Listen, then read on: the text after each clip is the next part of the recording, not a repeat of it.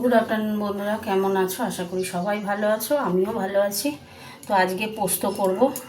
এই যে পোস্তর মধ্যে দেখতে পাচ্ছ সাদা তিল আর পোস্ত নিয়ে নিয়েছি, আর এই যে আলু কেটে সিদ্ধ করে নিয়েছি অল্প করে।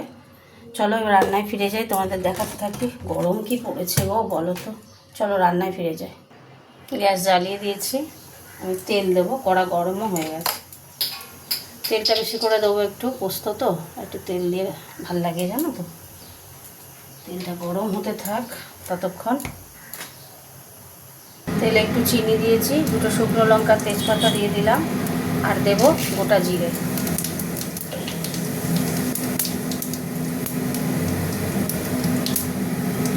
তেলটা একটু গরম হোক। তেল গরম হয়ে গেছে, পেঁয়াজ দিয়ে দিলাম।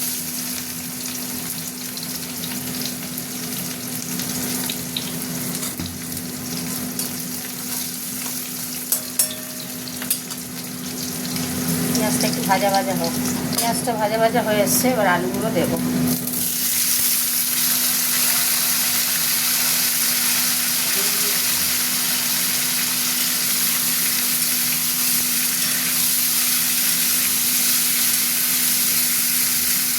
আলুগুলো ভাজবো, ভাজা হতে থাক। এবার ভাজা ভাজা হয়ে এসছে, দেখো এবার দিয়ে দিচ্ছি টমেটোটা সিদ্ধ করা ছিল, টমেটোটা দিয়ে দিলাম। দেবো নুন, অল্প করে নুন, না আলু নুনে সেদ্ধ করে নুন দিয়ে সেদ্ধ করেছিলাম তো, আর কিছু দেবো না। এটা হলুদ যাবে না, একটু মিষ্টি দেবো, আর একটু মিষ্টি দেবো। তেলে দিয়েছিলাম, আবার একটু মিষ্টি দেবো, দিয়ে দিলাম।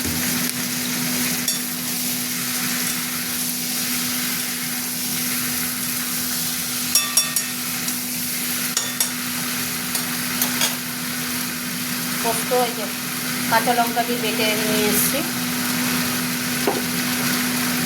এবার সামান্য একটু জল দেবো।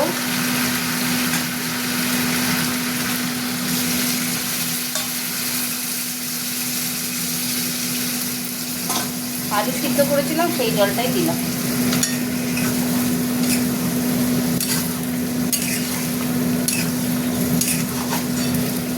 দেখো আলু সিদ্ধই হয়ে গেছে, দেখেছো? হতে থাক। এবার আমি পোস্তটা দিয়ে দিলাম।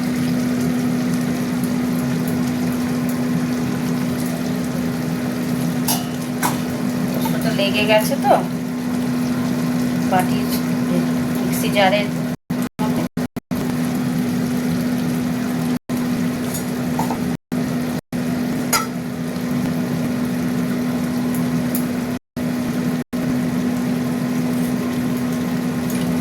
লেগে গেছে, সেটা ধুয়ে ধুয়ে দিচ্ছি মিক্সি জারটা।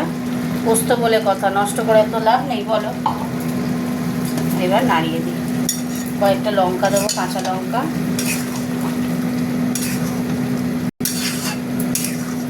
কি সুন্দর হয়েছে, এইরকম থাকবে সাদা। আর এই যে আলু পোস্ত, এই যে তোমার এইদিকে দেখো, এই যে ডাল ডাল সাঁতলানো হয়ে গেছে। ডাল, আলু পোস্ত, পটল ভাজাই হলো আজকে খাওয়া দাওয়া হবে। গরম তো, গরমে আর কি করবো।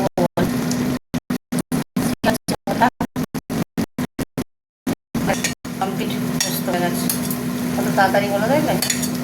এরকম করে পুরো বাড়িতে দিয়ে দিলাম, গ্যাস অফ করে দিলাম। চলো তোমাদের সাথে কথা বলে নিই। আলু পোস্ত আমার কমপ্লিট। কীভাবে করলাম দেখলে খুব ভালো লাগে এরকম করে। তো টাটা সবাইকে, কমেন্ট করো কিন্তু ভুলো না, কেমন? টাটা।